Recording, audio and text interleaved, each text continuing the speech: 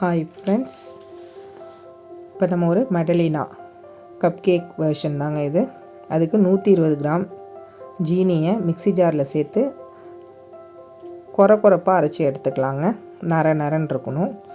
இதுக்கு 60 gram unsalted butter வேணும். அதை டைரெக்டாக ஊற்றக்கூடாது, டபுள் பாயிலிங் மெத்தடில் நம்ம மெல்ட் பண்ணி எடுத்துக்கலாங்க. இந்த மெடலினாவுக்கு 3 முட்டை தேவைப்படும். ரூம் டெம்பரேச்சரில் உள்ள 3 முட்டை எடுத்துக்கிட்டு அதில் நம்ம பொடி பண்ணி வச்சுருக்கோம் இல்லைங்களா, நரன்னு அந்த ஜீனியை சேர்த்து விஸ்கு வச்சு நம்ம அதை கலந்து எடுத்துக்கலாம்.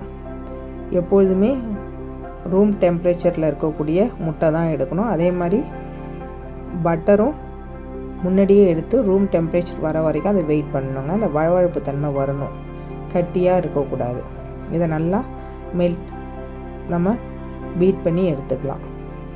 இதை மாதிரி சர்க்கிள் மோஷனில் நல்லா பீட் பண்ணுங்கள். இதுக்கு விஸ்க்லாம் தேவையில்லை.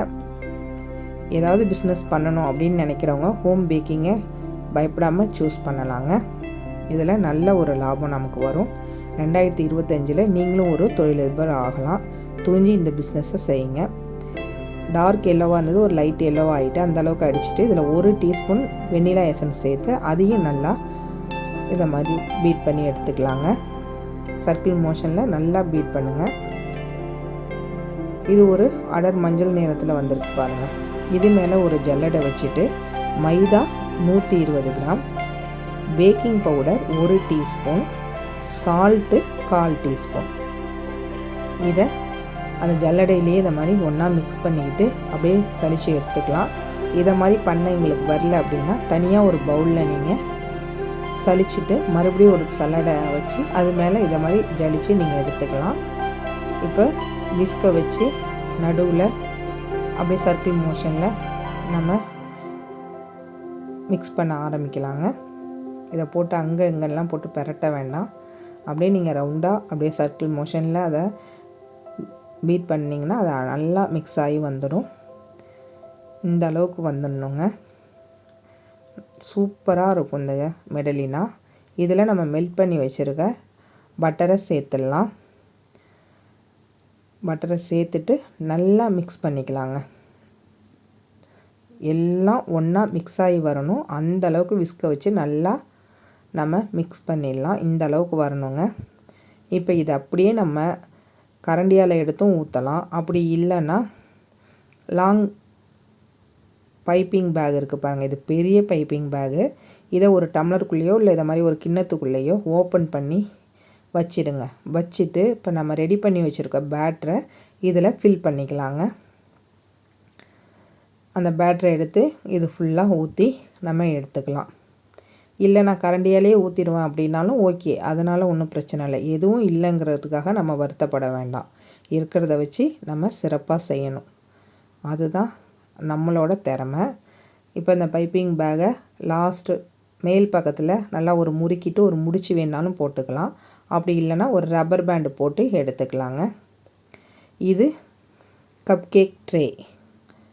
இதில் நான் ஆயிலோ எதுவுமே ஸ்ப்ரெட் பண்ணல, அதுதான் எடுத்துருக்கேன். இந்த பைப்பிங் பேக்கை முனையை லைட்டாக கட் பண்ணி எடுத்துக்கலாம்.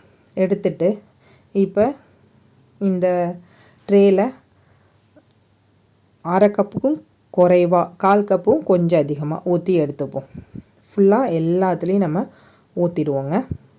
அப்படி என்கிட்ட இந்த கப் கேக் ட்ரேலாம் இல்லைன்னா use and throw tea cup இருக்கும் பாருங்கள், ஸ்மால் சைஸ், அதில் 1/4 கப்புக்கு கொஞ்சம் அதிகமாக 1/2 கப்புக்கு குறைவாக ஊற்றி ஒரு பிளேட்டில் வச்சு குக்கர்லேயும் நீங்கள் வச்சு எடுத்துக்கலாம். இல்லை வானலிலையும் வச்சு அந்த ஆவி வெளியில் வரக்கூடாது, அந்த அளவுக்கு அதை மூடி இருக்கணும். மேலே ஒரு வெயிட் வைக்கணும், அவ்வளோதாங்க.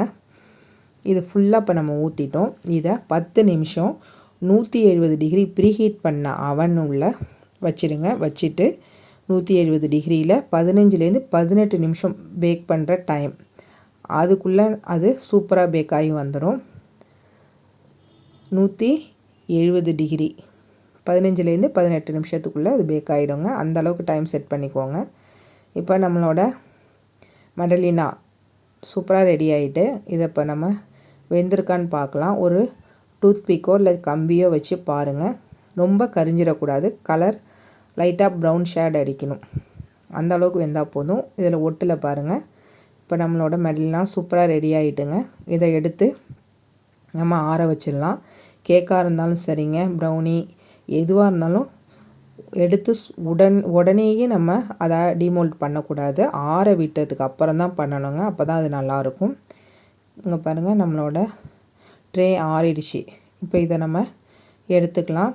ஒரு ஸ்பூனோ இல்லை நைஃபோ வச்சு லைட்டாக ஓரங்கள் அப்படி குத்தி எடுத்தோம்னா போதும்.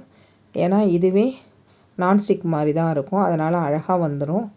பாருங்கள் நம்மளோட மெடலினா எப்படி இருக்குன்னு, எவ்வளோ சாஃப்டாக இருக்குது பாருங்களேன். பஞ்சு மாதிரி இருக்குது பாருங்கள். டேஸ்ட் வைஸும் சூப்பராக இருக்குங்க. இதை நீங்களும் செஞ்சு சாப்பிட்டு பாருங்கள். எப்படி பேக்காகி வந்திருக்கு பாருங்கள். உள்ளெல்லாம் நல்லா பேக்காகி இருக்குங்க. சூப்பராக இருக்கும், செம்ம டேஸ்ட்டில் இருக்குங்க. இதுவும் கப் கேக் வெர்ஷனில் ஒன்று தான். வெளிநாட்டிலலாம் இந்த மாதிரி தான் அதிகமாக இது தான் சாப்பிடுவாங்க, இது தான் செய்வாங்க. இதை நம்ம இப்போ எடுத்து வச்சிடலாங்க. எப்பொழுதுமே பேக்கிங் ஐட்டம் எதுவுமே ஆற விட்டு சாப்பிட்டோம்னா சூப்பர் டேஸ்ட்டில் இருக்கும். ப்ரௌனி ஆகட்டும், கேக்காகட்டும், எல்லாமே. இப்போ நம்மளோடது சூப்பராக ரெடி ஆகிட்டு 2025 ஏதாவது பிஸ்னஸ் பண்ணணும், ஏதாவது நம்மளும் செஞ்சு சாதிக்கணும்னு நினைக்கிறவங்க ஹோம் பேக்கிங்கை பயப்படாமல் சூஸ் பண்ணலாம். எவ்வளோ சூப்பராக சாஃப்டாக இருக்குது பாருங்களேன். பஞ்சு மாதிரி இருக்குது. அங்கே பாருங்கள். இதை மாதிரி நீங்களும் செஞ்சு சாப்பிட்டு பார்த்துட்டு எனக்கு ஃபோட்டோ வீடியோ சென்ட் பண்ணுங்கள். புசு புசுன்னு இருக்குது பாருங்கள். ஆமாம் ஃப்ரெண்ட்ஸ், நீங்களும் கை நிறையா சம்பாதிக்கலாம். யாரையும் எதிர்பார்த்து வாழணுங்கிற அவசியம் இல்லை. யாருக்கும் பயப்படாமல் தலை நிமிர்ந்து வாழலாம். அதனால் பயப்படாமல் இந்த ஹோம் பேக்கிங்கை சூஸ் பண்ணி சாதிக்கலாம் friends. All the best. Thanks for வாட்சிங்.